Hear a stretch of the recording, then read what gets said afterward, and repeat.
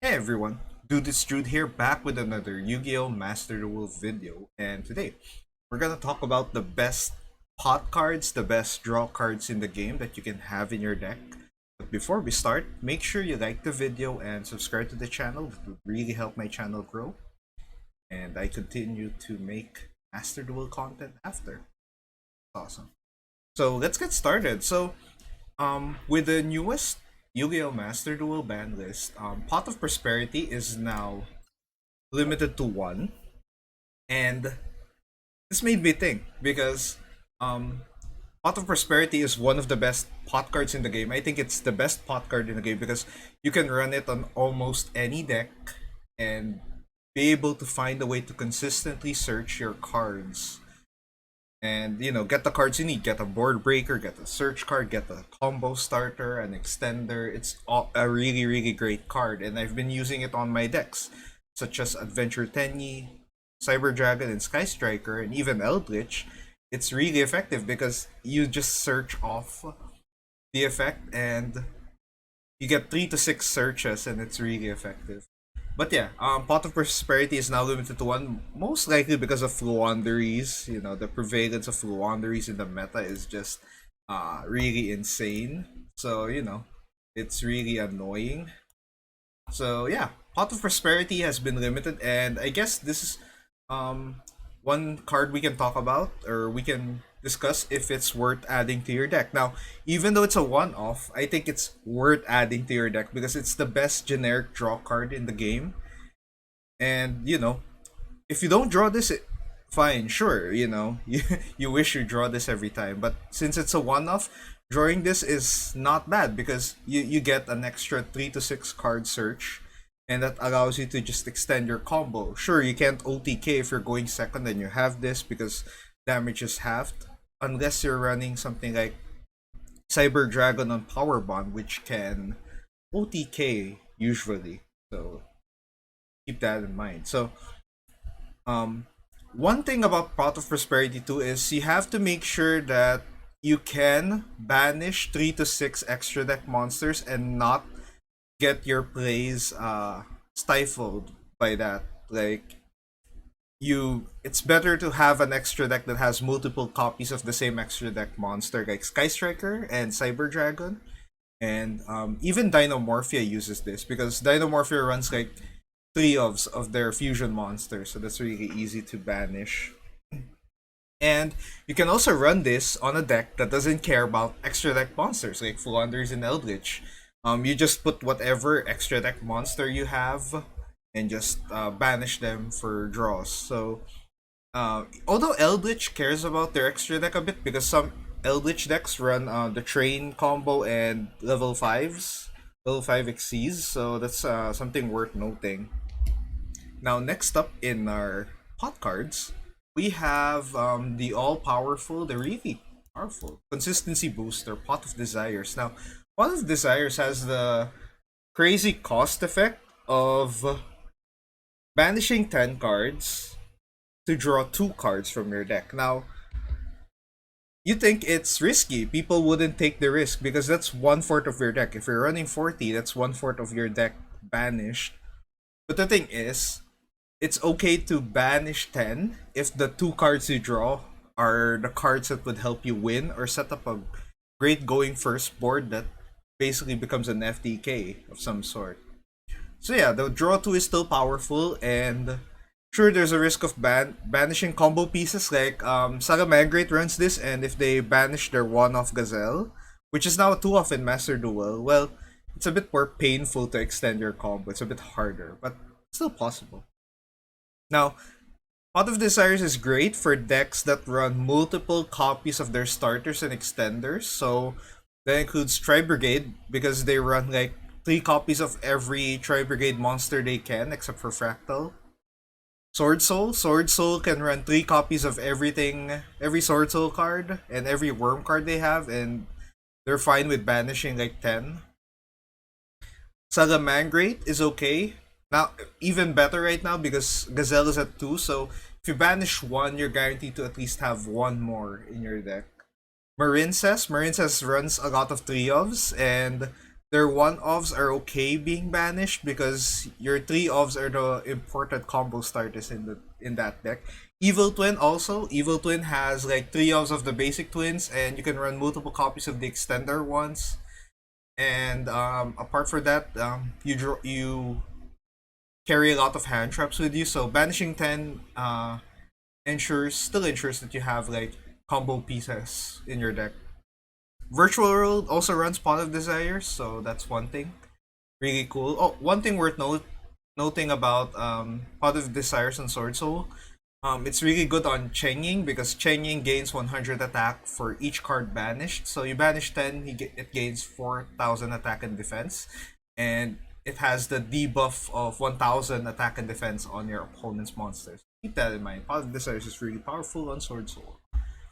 Next up, we have um, Upstart Goblin. Okay, Upstart Goblin is a pretty expensive card with a very simple effect. Draw one card, but your opponent gains 1,000 life points. And the drawback is minimal because, life points aren't really as important in Yu-Gi-Oh! Even though your goal is to reduce your opponent's life points to zero. You can still easily do that even after like 3 upstarts. That's fine. Just as long as your opponent's board is like broken because yeah, that's your goal. So one thing about this is Upstart Goblin is not once per turn. If you draw 2 Upstart Goblins, you can use 2 of them to draw 2. So 1 for 1. Um, and also it's a deck thinner. So decks like Sky Striker run this because their 40 card deck essentially turns into 37 because Upstart Goblin is basically just a draw to thin out your deck card by card. So that's really good. Now, the problem with this card is that it's a draw 1, and sometimes the draw 1 you get is not as impactful as like the draw 1 of a Pot of Prosperity because you choose what you excavate in Pot of Prosperity and one other pot here. But this is great in spell heavy decks like Endymion and Sky Striker. And Endymion wants you to activate as many spell cards in a turn. Sky Striker wants as many spell cards in the graveyard in a turn or in the entire game. Keep that in mind. Upstart Goblin is good for those. Okay, next up is Pot of Avarice. Pot of Avarice is an old pot. I think it was released like a bit after Pot of Greed. So Pot of Avarice is a powerful draw 2, and to draw 2 here, the cost is target 5 monsters in your graveyard. You can shuffle all 5 into the deck. So you can shuffle back main deck monsters and extra deck monsters back to your main and extra and draw 2 cards. Now, this is a really great way to recycle your resources. Decks like Sky Striker use this because Sky Striker only runs like 3 Ray and 1 to 2 Rose. So, and sometimes they want to extend, they want to use Kagari more since Kagari is limited to 1 in Master Duel.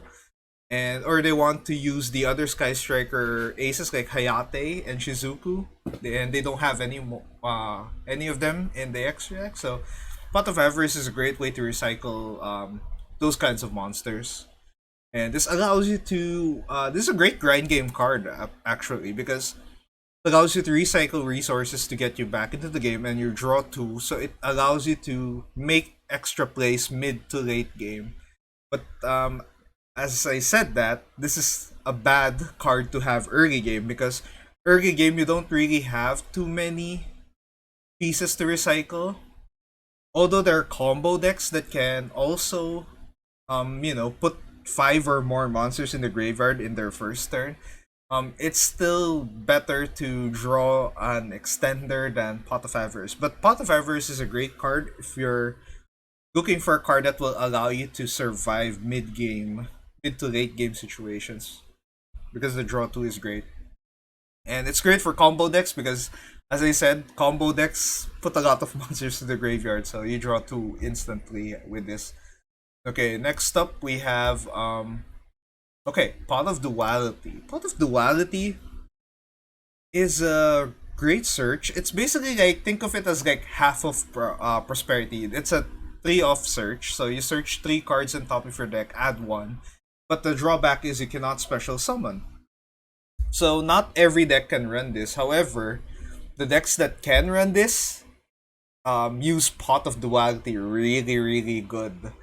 So decks that run this are usually the slower ones, the control decks, the tribute summon decks. So Fluanderies, True Draco, and Monarchs. Yes, you dread those 3 decks because they're really slow to play. They're uh really annoying. And Pot of Duality just allows them to search the cards they need to become more annoying to the opponent. So that's one thing. Eldritch can also use this and Dynamorphia because usually Eldritch and Dynamorphia's special summon on their second turn, on the turn of the opponent. So that's one thing. So Pot of Duality is actually really powerful, and Flounders use this alongside 3 Prosperity, and you'd understand why they limited Prosperity, even though I do not like that, because I use Prosperity on other decks. Next up we have Pot of Extravagance. So Pot of Extravagance is a draw 2. Draw 1 or 2. So banish 3 to draw 1, banish 6 to draw 2 in your extra deck. Now the drawback here is the extra deck monsters that you're banishing face down are random. So you have to be careful with using this.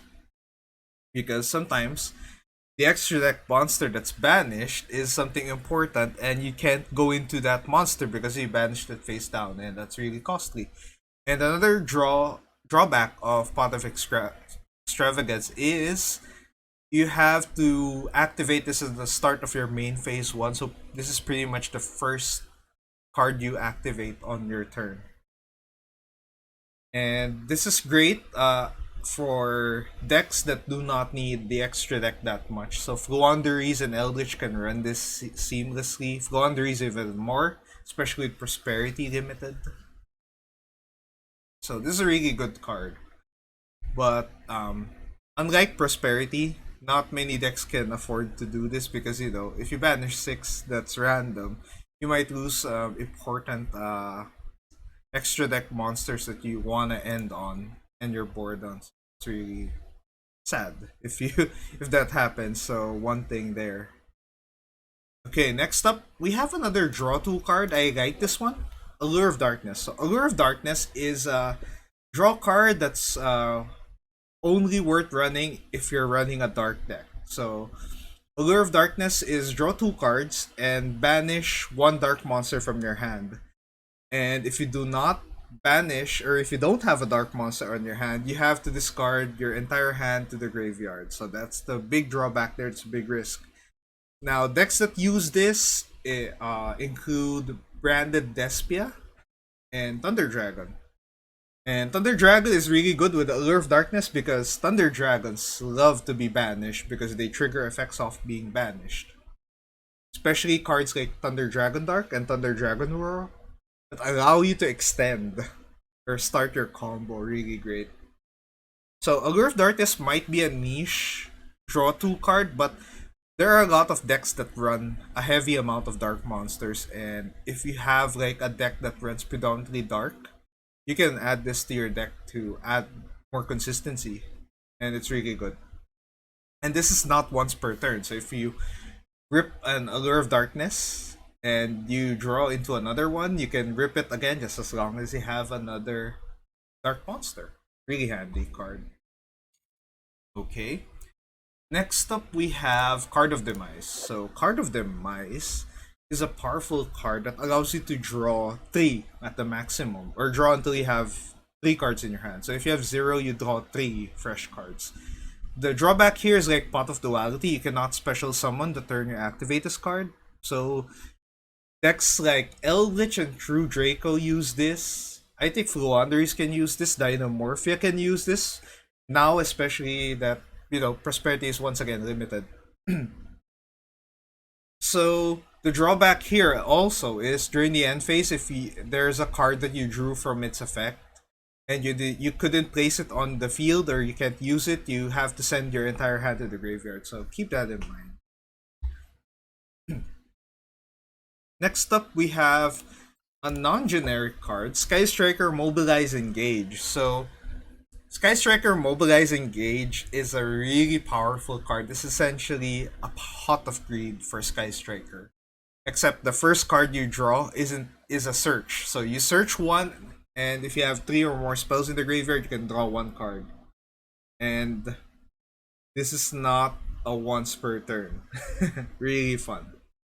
Um, this is a powerful card that some decks can run, but it requires you to play a small Sky Striker engine. So usually the Sky Striker engine is 2 Engage, 2 Widow Anchor, a Hornet Drone, a Kagari in the extra, and maybe a Shark Cannon. So that's actually decent because it allows you to have like powerful cards like Widow Anchor that can negate and Shark Cannon that can banish. So this is a really interesting card to run if you have the space to do it and if you're willing to try it for yourself. There are times, Sky Striker Orcust was like the top deck, and that was just basically the Orcust deck using a small Sky Striker engine that includes Engage. Keep that in mind. Next up, another draw 2 card is Triple Tactics Talent. So Triple Tactics Talent is an interesting one because it doesn't only have a draw 2 card, a draw 2 effect. So it also has the option to take control of one monster your opponent controls. And the third effect is pretty powerful. Look at your opponent's hand and choose one card that you want to shuffle back to their deck. However, you can only access these effects if your opponent has activated a monster effect during your main phase. So this is usually a response to hand traps. So example, you search and you get Ash. Since your opponent used Ash Blossom, you can activate Triple Tactics and draw 2 or spin back 1 card. But yeah, Triple Tactics is very interesting, but it's dependent on your opponent interacting. So if your opponent uses a control trap heavy deck that doesn't really have hand traps, this is a bit dead. This is a bit of a dead matchup, so keep that in mind for that one. Another weird draw 2 here that I put is Cup of Ace. So Cup of Ace is a gamble card because you have to toss a coin, and if you get heads, you draw 2. Yay. But if you get tails, your opponent draws 2. So this is a meme card pretty much. But if you wanna risk it all, it's a low rarity card that you can put in any deck, but if you really want to risk giving your opponent 2 cards that allow them to extend more than you, be my guest. Next up, another one that's another draw card is Metalfoes Fusion. Now, this is a fusion spell. However, no one really uses it for fusion of Metalfoes monsters. When this is usually used to like people usually send this to the graveyard using something like Foolish Burial Goods, or they discard it for cost. So when Metalfoes Fusion is in the graveyard, you can shuffle it into the deck, then draw 1 card. So you can just keep spinning this around and allow you to access extra cards from your deck, allow you to draw more. So this is a once per turn. So if you have 2 Metalfoes Fusion in the graveyard, you can't use them at the same time. So you can use them on back-to-back turns though. That's still really good. Okay, I think we're almost done. Next up we have Chicken Game. So Chicken Game is a field spell that both players can use, and that's really interesting because this is field spells don't really have that effect. Not many cards have that effect.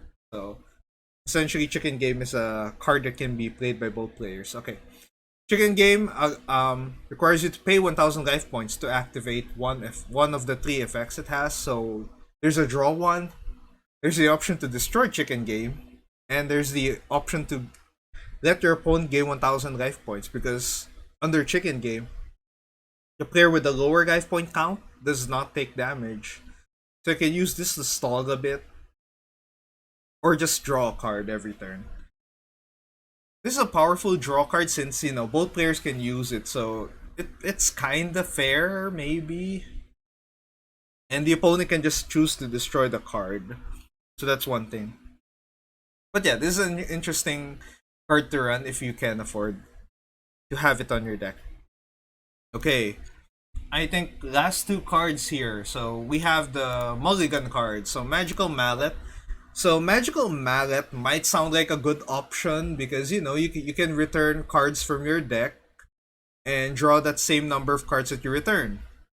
However, sure, Mulligan effects are sound nice on paper, but it's not that good because sometimes you return cards because your hand bricked, and the cards they give you, the cards you draw, are still bricked. So it's bad. This is a card that new players think is good. So this is a beginner trap card, a card that's a trap for beginners. So don't use Magical Mallet. Reload, same case. Reload is like add all cards in your hand to your deck and shuffle it, and then draw the same number of cards that you added back. Sure, it's a nice mulligan effect, but it's still a -1 there in card advantage, so that's not really good. And I think that's all of the best pot draw cards. I didn't put all of the draw cards here. There are some others that I missed, but I think these 15 cards are really okay to have. Maybe except Magical Mallet, and Reload, because those aren't really that good. And Cup of Ace, those three, don't avoid those.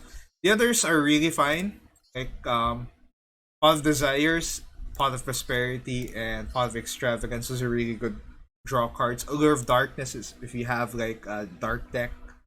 But yeah, um, that is my best pot and draw cards video, and thank you for those who are watching. If you have any suggestion of other draw cards that many decks can use, or a draw card that your deck's archetype can use, you can mention it in the comment section below. You can recommend it to players around. And you can also subscribe to the channel, so that would be really great in helping my channel grow. I've been making more videos for the past few weeks, and it's just nice to be able to find a way to consistently make content for you guys. So that's really awesome. Anyway, that has been the video, and thank you so much for watching. And I'll see you in the next video. So, bye guys.